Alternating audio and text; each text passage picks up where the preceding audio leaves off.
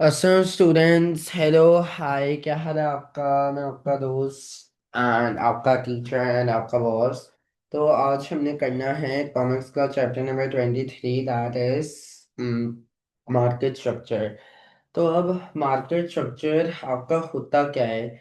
Market structure आपका ये होता है कि the conditions which exist in a market, including the number of firms. Like आपकी एक मार्केट जो है, जैसे आप लोग जहाँ भी जाते हो, किसी पीएफ मार्केट या किसी भी मार्केट में जाते हो, तो जितनी उसमें फर्म्स हैं वो सारा होता है कि स्ट्रक्चर ऑफ द मार्केट, कि लाइक मार्केट का क्या स्ट्रक्चर है, कि कितनी उसमें फर्म्स हैं, देन कैसे वो ऑर्गेनाइज्ड हैं फर्म्स।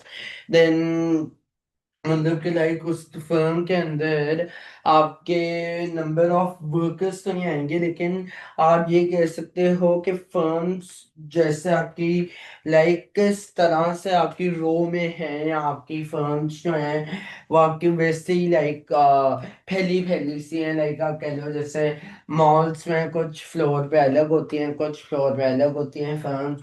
तो ये होता है आपका मार्केट स्ट्रक्चर। अब हम लोग बात करते हैं, इसमें two types of market structure की बात हुई हुई है। एक होती है आपकी कम्पिटिटिव मार्केट। कम्पिटिटिव मार्केट आज आपको मैं स्क्रीन पे दिखा भी रहा हूँ। कम्पिटिटिव मार्केट आपकी होती है कि a market where a number of firms compete with each other। मतलब जहां में बहुत ज्यादा आपकी फर्म्स होती हैं और वो एक दूसरे के साथ मुकाबला करती हैं, कंपटीशन करती हैं। जैसा आप कह लो हफीज सेंटर कह लो, फिर आप कह लो सफायर और खादी अफजाल लोकेटेड हैं। किसी जमाने में मॉल ऑफ लाहौर में आपके जो केएफसी और मैकडोनल्ड हैं वो एक साथ लोकेटेड थे। अब आपका आ जाता है कि मोनोपोली की करेक्ट उसकी सॉरी कंपेटिटिव मार्केट की आपकी करेक्टरिस्टिक क्या होती हैं।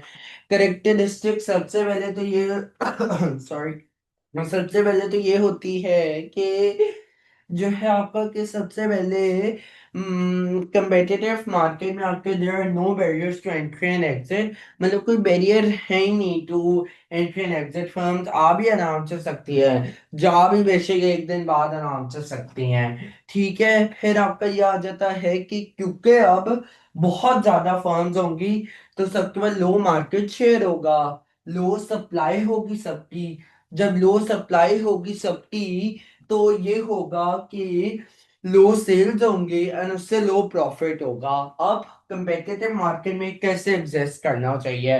आप एग्जिस्ट कर सकते हो कि आप अच्छी क्वालिटी के प्रोडक्ट्स प्रोड्यूस करो एंड आप कम प्राइसेस पे प्रोडक्ट्स आप प्रोड्यूस करो। ठीक है, अब क्या आ जाता है, अब ये आ जाता है कि क्योंकि कम प्रॉफिट्स होते हैं तो इतने प्रॉफिट लेकिन होते हैं कि हम उसे कहते हैं normal profit, a minimum level of profit which is needed to keep a firm in the market.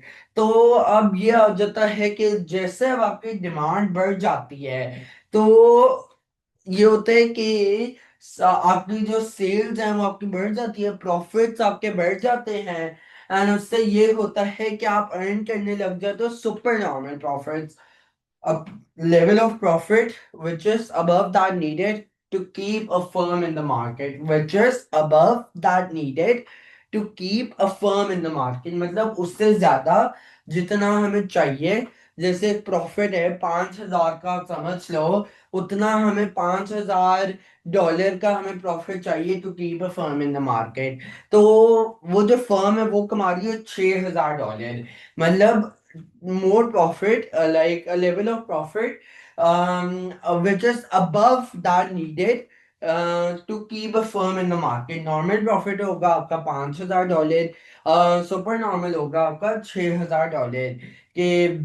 अब आपका क्या आ जाता है, अब इसमें ये आपका बताया हुआ है कि जो आपका ये है कि जब आपका ये होगा कि super normal profit firms earn करेंगी, डिमांड ज्यादा है, सेल ज्यादा है, तो बाकी फर्म्स भी मार्केट में आएंगी। जब बाकी फर्म्स आएंगी सप्लाई बढ़ जाएगी, प्राइस बढ़ेगी, प्रॉफिट डिक्रीज हो जाएंगे, एंड वो वापस से नॉर्मल प्रॉफिट्स पे आपके आ जाएंगे। अब क्या आ जाता है, अब आपका ये आ जाता है कि अगर तो वो रिस्पॉन्ड करते हैं to changes in consumer demand, तब तो फिर ये होगा कि वो हायर प्रॉफिट अर्न करेंगे। लेकिन अगर तो रिस्पॉन्ड नहीं करते to changes in consumer demand, तो लोअर प्रॉफिट्स अर्न करेंगे। रिस्पॉन्ड करेंगे हायर प्रॉफिट्स, रिस्पॉन्ड नहीं करेंगे लोअर प्रॉफिट्स। अब ये भी इसमें है कि डिमांड जब डिक्रीज होगी तो आपकी फर्म्स एग्जिट कर जाएंगी, सप्लाई कम होगी, सेल्स कम होगी, एंड प्रॉफिट कम होगा। ठीक है, सब जब आपकी फर्म्स एग्जिट करेंगी मार्केट, डिमांड आपकी डिक्रीज हो रही है, फर्म्स एग्जिट कर रही है आपकी मार्केट, हमारी डिमांड डिक्रीज हो रही है, फर्म्स एग्जिट कर रही है मार्केट, तो उससे ये हो रहा है सप्लाई डिक्रीज हो रही है, प्राइस डिक्रीज हो रही है, एंड इन टर्न फर्म्स के पास कम पैसा जा रहा है, फर्म्स कम प्रॉफिट अर्न कर रही है। अब आपका क्या आ जाता है, अब मेरे प्यारे से बच्चों आपका आ जाता है कि मोनोपोली क्या होती है। मोनोपोली होती है आपकी a single seller in the market. अब मोनोपोली की आपकी कुछ ऐसी करेक्टरिस्टिक्स हैं जो कि आपकी डिफरेंट हैं as compare to competitive market. Monopoly होती है एक फर्म इन द मार्केट, मतलब कम्पिटिटिव मार्केट जो है ना, बहुत ज्यादा फर्म्स है, बहुत ज्यादा दुकानें, मैं नाम ले लेता हूँ इंस्टेड ऑफ फर्म्स, तो बहुत ज्यादा दुकानें, ये होती है आपकी कम्पिटिटिव मार्केट। मोनोपोली होती है आपकी खाली एक दुकान है आपके इलाके में। तो अब ये हो रहा है आपके एरिया में मेरे बच्चों, अगर उर्दू नहीं आती तो ये हो रहा है कि उनके पास 100% शेयर ऑफ मार्केट है। देन उसके बाद ये हो रहा है कि there are barriers to entry and exit the firm. Then उसके बाद ये हो रहा है कि monopoly is the price maker. It determines that at which price should the product be sold. अब आपका ये आ जाता है कि मोनोपलीज अराइज भला क्यों करती हैं, अराइज मोनोपलीज क्यों करती हैं। तो आपकी जो है आपकी मोनोपलीज आपकी इसलिए अराइज करते हैं ताकि सबसे पहले तो फर्म स्टार्टिंग से ही आपकी मोनोपली हो सकती है, मतलब जैसे रेल हो गया। देन अगर एक ही आपकी पूरी कंट्री में एक ही आपकी फर्म है जो ओन करिए गोल्ड माइंस को, तो मोनोपोली हो गई, जो कि स्टार्ट से आपकी मोनोपोली है। रेल आपकी स्टार्ट से मोनोपोली होती है आपके, मतलब अब आपके रेल मोनोपोली नहीं है, लेकिन हम लोग लिखेंगे अगर उन्होंने एग्जाम्पल पूछा तो रेल इज अ मोनोपोली, मतलब वो आपकी स्टार्ट से ही मोनोपोली होती है। अब आपका आ जाता है कि मर्जिंग, मतलब जब हम लोग दूसरी फर्म्स के ऊपर मर्ज कर लेते हैं टू एक्सपैंड, एंड दूसरी फर्म्स के ऊपर हम लोग टेक ओवर कर लेते हैं टू एक्सपैंड अपना साइज बढ़ाने के लिए। जैसे अब अगर फॉर एग्जाम्पल समझो कि जो है आपका एक टायर इंडस्ट्री है, वो एक और टायर इंडस्ट्री को मर्ज करिए, तो वो वाली टायर इंडस्ट्री तो खत्म हो रही है ना, लेकिन जो असल वाली टायर इंडस्ट्री है जिसने मर्ज किया है, उसके पास उसका साइज बड़ा हो रहा है, एंड वो एक फर्म है इन द मार्केट। ठीक है, अब आपका जो है, अब आपका ये आ जाता है कि अब ये है कि वो रिस्पॉन्ड करेंगे टू कंज्यूमर डिमांड। एक फर्म है वो रिस्पॉन्ड कर रही है तो changes in consumer demand, prices वो लो रख रही है, प्रोड्यूस कर रही है lowest possible cost of production per unit पे, और अच्छे क्वालिटी के प्रोडक्ट्स बेच रही है। तो उससे ये हो रहा है कि उसके प्रॉफिट बढ़ रहे हैं, बाकी फर्म्स के प्रॉफिट रिड्यूस हो रहे हैं, एंड जो बाकी फर्म्स है they are going out of market, rival firms. And जो ये वाली आपकी फर्म है, rival firms are going out of market, लेकिन जो आपकी ये वाली फर्म है ये ज्यादा पैसा कमा रही है एंड ये मोनोपोली बन रही है। अब आपका आ जाता है कि आपके कुछ बैरियर्स टू एंट्री हैं एंड कुछ बैरियर्स टू एग्जिट हैं। बैरियर्स टू एंट्री होते हैं कि that make it difficult for a firm to enter the market. Barriers to exit होते हैं that make it difficult for a firm to leave the market. अब आपका आ जाता है barriers to entry क्या होंगे। सबसे पहले बैरियर बैरियर्स टू एंट्री में आपका आ जाता है कि लीगल बैरियर है। तो उस लीगल बैरियर में आप क्या बताओगे? लीगल बैरियर वर्ड से ही पता लग रहा है, लीगल होते हैं जो गवर्नमेंट इजाजत देती है, एंड जो गवर्नमेंट खुद लगाती है, खुद रूल इम्पोज करती है। इलीगल होता है जो गवर्नमेंट नहीं लगाती, गवर्नमेंट रूल नहीं इम्पोज करती। लीगल होता है आपका जो है आपका कि आप पेटेंट, गवर्नमेंट पेटेंट देती है कि वो कहती है बाकी फर्म्स को कि प्रोडक्ट ना प्रोड्यूस करो। It ask the other firms to not to produce the product. And जो फिर आपका दूसरा बैरियर है वो है आपका कि अब ये है कि स्केल ऑफ प्रोडक्शन। तो स्केल ऑफ प्रोडक्शन आपका ये होता है कि the size of the production units and the method of the production। मतलब कि वो ये कहेगी कि आप जो है आप लार्जर स्केल पे लोकेट करो, lowest possible cost of production पे आप लोकेट करो। तो अब जब ये आप करोगे तो तब तो फिर आप मार्केट में रह सकते हो। लेकिन ये कुछ फर्म्स ही कर पाती हैं, मोस्ट प्रोबेबली एक ही कर पा रही होगी, ठीक है। लेकिन अब ये होता है जो नहीं कर पाती, उन्हें फिर हायर कॉस्ट हो जाती है, and it is expensive to operate and set up a new firm. तो उससे फिर ये होता है कि आपका जो है those firms are driven out of market. अब क्या आ जाता है, अब आप क्या आ जाते हैं कि जो है आपका कि अब आप क्या आ जाते हैं फैक्ट वो barriers to exit. Barriers to exit में आपका क्या होता है? बैरियर्स टू एग्जिट में आपका ये होता है कि some costs which cannot be recovered if the firm leaves the industry। इसका एग्जांपल है इंश्योरेंस, मशीनरी। मशीनरी आपकी उधर ही लगी रहेगी।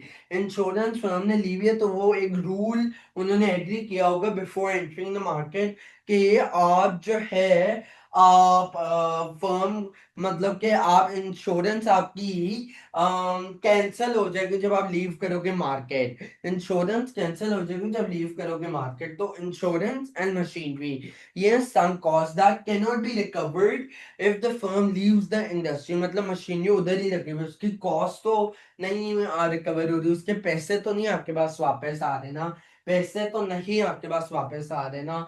अब क्या आ जाता है, अब आपका ये आ जाता है कि जो है आपका कि लॉन्ग टर्म कॉन्ट्रैक्ट्स, मतलब आप कॉन्ट्रैक्ट साइन कर रहे हो कि आप इतनी देर फर्म में मार्केट में रुकोगे, एंड आप इस कॉन्ट्रैक्ट में जो आपने एग्री किया है आप उससे पहले मार्केट को लीव नहीं कर सकते। ठीक है, तो अब ये भी है आपका, ठीक है। अब उसके बाद क्या आ जाता है? उसके बाद यह आ जाता है कि मोनोपोली कंट्रोल करती है सप्लाई को। मोनोपोली आपकी डिमांड को कंट्रोल नहीं कर सकती। मोनोपोली जो है, मोनोपोली आपकी फिर ये करती है कि मोनोपोली आपकी डिमांड को कंट्रोल नहीं कर सकती, लेकिन मोनोपोली प्राइसेस सेट कर सकती है। अब अगर तो मोनोपोली प्राइसेस अपनी मर्जी की सेट करती है तो उसे ये भी एग्री करना होगा कि उसकी जो सेल्स हैं वो उसकी कम होंगी। लेकिन अगर वो चाहती है कि उसकी जो है सेल ज्यादा हो, एंड तो उसे ये करना पड़ेगा कि मोनोपोली जो है वो आपकी प्राइसेस सेट करे at which consumers are prepared to purchase the product. तो अब आपका ये आ जाता है कि वो प्राइसेस सेट करे जो कि कंज्यूमर्स देना चाह रहे हैं, तो उससे ज्यादा सेल्स होंगी। अब आपका आ जाता है ये वाला, तो भाई ये रीजन तो हमने हर जगह पढ़ी हुई है। चैप्टर 14 में भी है, चैप्टर 15 में भी है, मतलब मार्केट फेलियर में भी है, उसके भी एक रीजन है। देन अनफेयरनेस जो प्राइवेट सेक्टर में होती है उसकी भी एक रीजन है। देन आप एक फर्म जो है अगर वो एक होगी मार्केट में, वो मोनोपोली आप कह रहे हो, तो उसकी भी एक रीजन है। कि अब ये डिसएडवांटेज कैसे होती है? ये आपकी डिसएडवांटेज जो है ये आपकी ऐसे होती है कि अब्यूज ऑफ मोनोपोली पावर, या आप कह लो अब्यूज ऑफ मार्केट पावर। तो अब इसमें ये होता है कि वो हायर प्राइसेस पे गंदी क्वालिटी के प्रोडक्ट्स सेल करते हैं एंड जो है वो कम क्वांटिटीज में सेल करते हैं वो गंदी क्वालिटी के प्रोडक्ट्स।